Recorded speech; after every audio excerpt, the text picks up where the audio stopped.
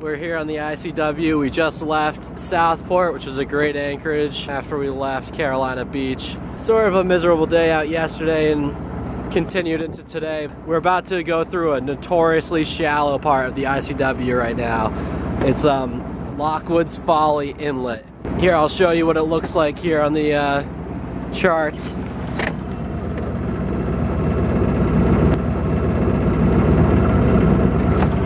We've got a 5'7" keel, so we're gonna need every foot.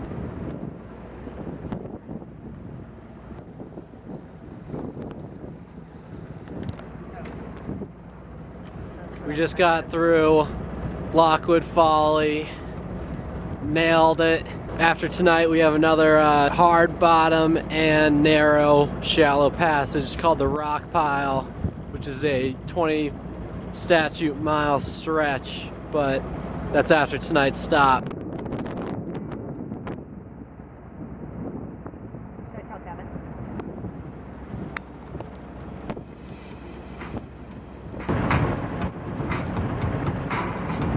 Get out of there. Yo, Kevin.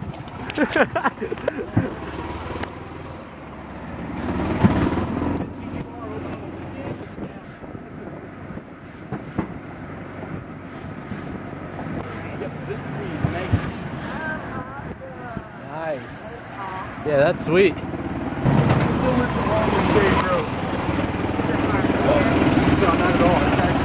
you guys want to drop your laundry off? Yeah, definitely. That one's for Kate. This one's for me.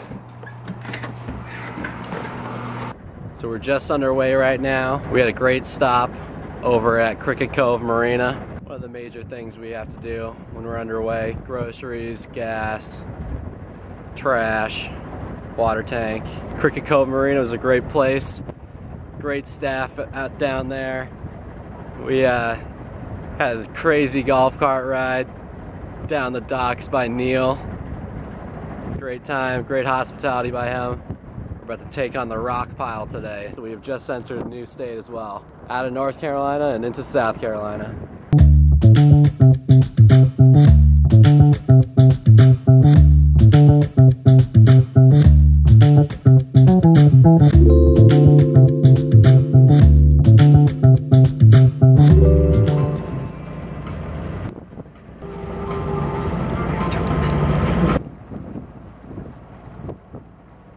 It's been a while since I've seen an actual scarecrow. That was a pretty good one too. I'll take the one with the palm trees. The palm trees. I kind of like the pointy cone trees.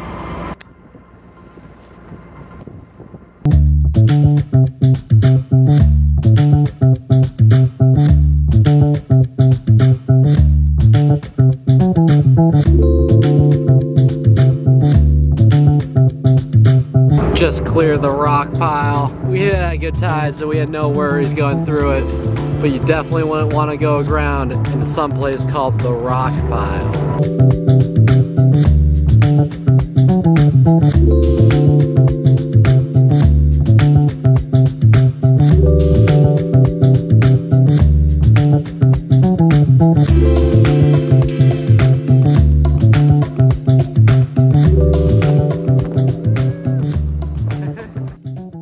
Just leaving our anchorage here on the ICW. We anchored just at mile mark 388.8. That's where we were anchored, just right over there. Nice little spot right there. As long as you're not anchored right in the middle of the ICW, you're all set. Out of the channel, out of the way. There was a current, which isn't a bad thing. Kind of helps set the anchor, but you just gotta make sure you set it with the current, obviously, then it'll switch. So we were anchored right there. Came from there yesterday, going that way today.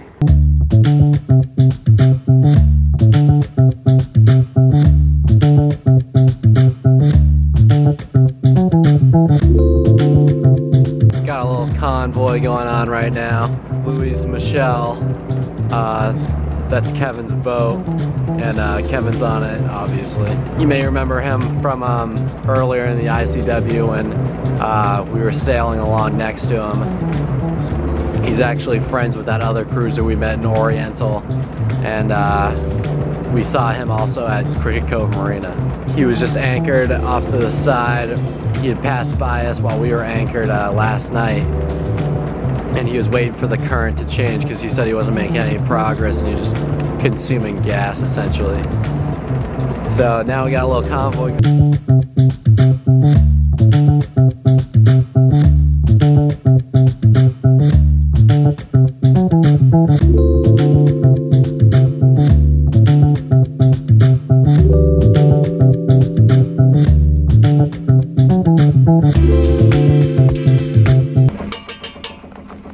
These little jars are kind of good. So, Ooh, keep the jars. you know what I mean? Like, you filming me? It may look like we're all anchored and almost ready to go to bed tonight, but we actually have a situation on our hands. So the situation is that our original intention was to anchor here, right next to McClellanville. If you look here, the depths for the entrance of here is terrible. So not the best anchorage, but it was the only anchorage around for our time. We gave this first entrance an attempt and got to about right there, and we had our first grounding situation. Very nerve-wracking experience. Almost thought we were gonna have to wait until the high tide came in and lifted us up until we could go. Luckily I got out of there. Now we're traveling down here.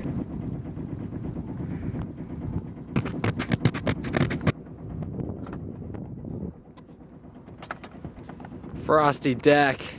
You gotta be careful of the frosty deck so you don't slip off into the frosty ocean. Got frosty everything. Frosty cooler's not a bad thing, but very hectic last night. So what happened was the depth sucked. I was trying to sneak into the anchorage and we went aground bad. Probably one of the worst groundings that we've had yet of this trip. Stuck there. I dropped anchor so we wouldn't drift to any more shallow water.